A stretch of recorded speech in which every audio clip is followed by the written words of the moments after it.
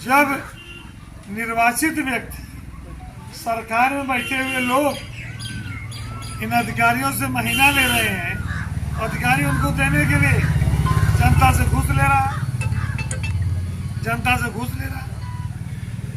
आज बिजली नहीं है, समय पर खाद नहीं मिल रही है, बीज नहीं मिल रहा है, किसान की उपज बिक नहीं रही है, बच्चों को वजीफा बंद हो गया, स्कूल की फीस महंगी हो गई, दवाएं महंगी हो गई। देखिए, आज का तारीख का बड़ा महत्व है। 9 अगस्त क्रांति दिवस है और आज के दिन समाजवादी पार्टी इस क्रांति दिवस के मौके पर पूरे प्रदेश के सभी सेक्टरों में गोष्ठियां करके जन चेतना पैदा करने का काम कर रही है। और माननीय अखिलेश यादव जी मुख्यमंत्री के रूप में प्रदेश में जो उन्होंने काम किया है उसे जनता के बीच में बताने के लिए और भारतीय जनता पार्टी की डबल इंजन की सरकार में जो महंगाई, बेरोजगारी, अपराध, भ्रष्टाचार बढ़े हैं, किसानों की समस्याएं, उन्हें खाद नहीं मिल पा रहा है, बिजली नहीं मिल पा रही है, उनके उपज का लाभकारी मूल्य नहीं मिल पा रहा है, बेरोजगारों को रोजी रोटी नहीं मिल पा रही है, बच्चों को, विद्यार्थियों को वजीफा नहीं मिल पा रहा है, शिक्षा नहीं ग्रहण कर पा रहे हैं, जो तमाम छोटे छोटे व्यापारियों का जो हक मारा जा रहा है, तमाम जो कानून जटिल बना करके व्यापारियों को परेशान किया जा रहा है, इन तमाम जो समस्याएं देश में हैं, इन समस्याओं को जनता के बीच में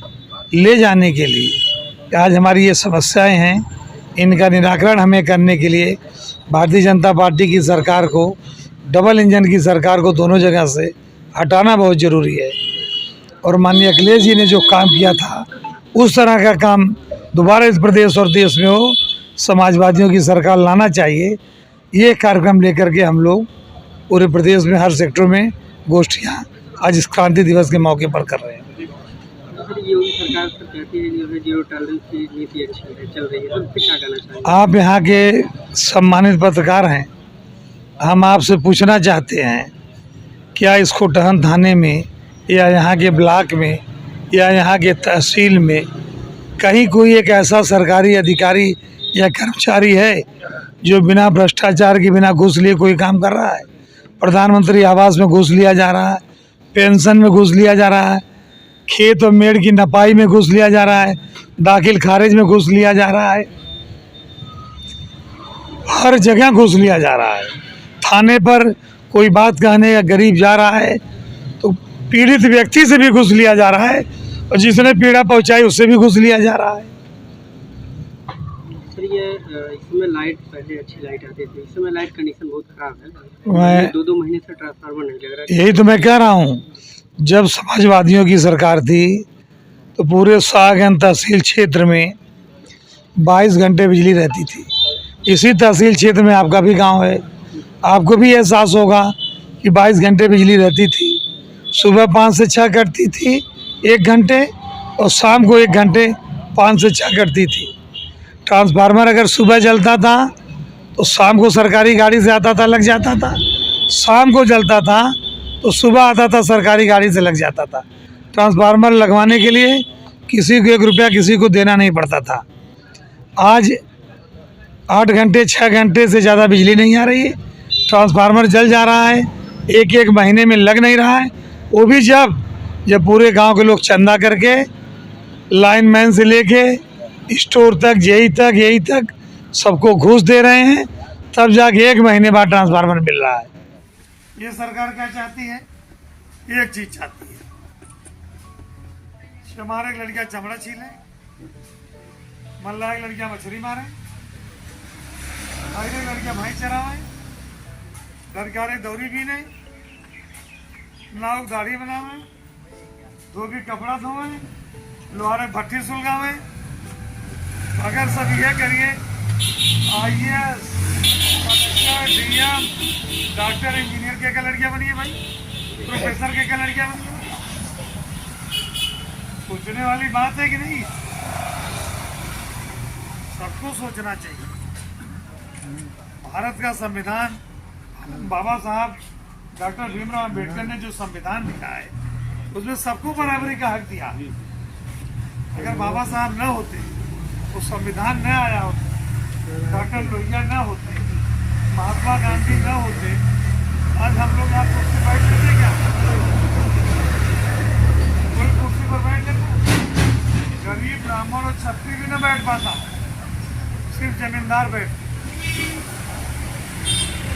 वोटर गरीब भी न होता, किसी जात का रहता, सिर्फ जमींदार को वोट देने का हक रहता।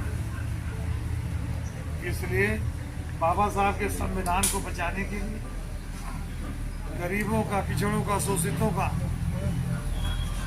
इस देश में हक और अधिकार पाने के लिए कुछ तो सोचिए भाई। अगर आप लोग नहीं सोचे देश कैसे तरक्की करेगा? माननीय अखिलेश जी ने मुख्यमंत्री रहते लखनऊ आगरा एक्सप्रेसवे बनवाया। आप उसमें जाके कभी देखिए कितना अच्छा एक्सप्रेसवे। और माननीय अखिलेश जी की देन है लखनऊ से गाजीपुर वाला जो पूर्वांचल एक्सप्रेस। अखिलेश जी मुख्यमंत्री रहते ही जमीन खरीद लिए, पैसा अलॉट कर दिए, टेंडर हो गया, शिलान्यास भी हो गया। ये है कि सरकार हमारी चली गई, काम दूसरी सरकार, लेकिन सब कुछ व्यवस्था करके अखिलेश यादव गए। लखनऊ की मेट्रो रेल देख लीजिए, रिकॉर्ड समय मेट्रो रेल बनी। बिजली आपके गांव में मिलती थी। आप बताइए, समाजवादी पार्टी की सरकार में खाद के लिए किसी को लाइन लगाना पड़ता था? किसी जाति बिरादरी का आदमी डाई यूरिया के लिए लाइन लगाना पड़ता था? अब तो जोगी मोदी टेली मारते हैं, मारते हैं टेली की ना। भाई प्रधानमंत्री जी और मुख्यमंत्री जी दोनों भाजपा के हैं, डबल इंजन की सरकार है।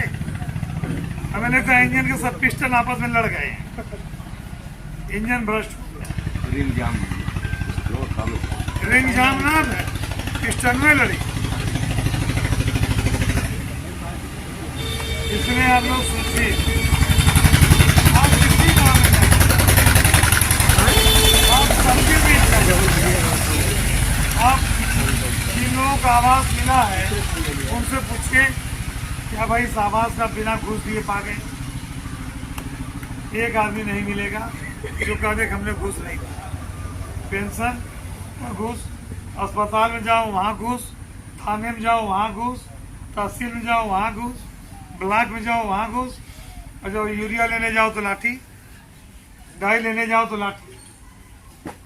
सरकार ने कहा था, मोदी ने, प्रधानमंत्री जी ने, हम किसान की आय दुगनी कर देंगे। सब यहाँ किसान बैठे हो, चाहे छोटे चाहे बड़े, किसकी आय दुगनी हुई जरा हाथ उठा दे। एक आदमी बता दे, सभी जात बिरादरी लोग इससे मिलते हैं। किसान की कोई जाति है? सब किसानी करते हैं। एक आदमी बताओ जिसकी आय दुगनी हो गई हो? आय दुगनी नहीं हुई, कम हो गई, आधी हो गई, कम हो गई। ये पता चल रहा है। क्योंकि हमारे पास मीडिया नहीं है, टीवी नहीं है, अखबार नहीं है। हिंदुस्तान ही है। हिंदुस्तान में मणिपुर है। मणिपुर का किस्सा आप लोगों ने देखा कि नहीं?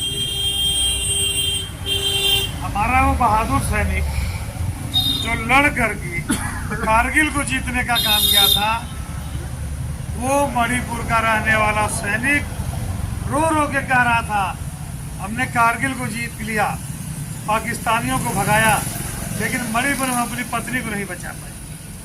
सुना कि नहीं आप लोग? ये इस देश की बेबसी और लाचारी। प्रधानमंत्री जी आज तक मणिपुर गए नहीं। मणिपुर तो हिंदुस्तान का हिस्सा है।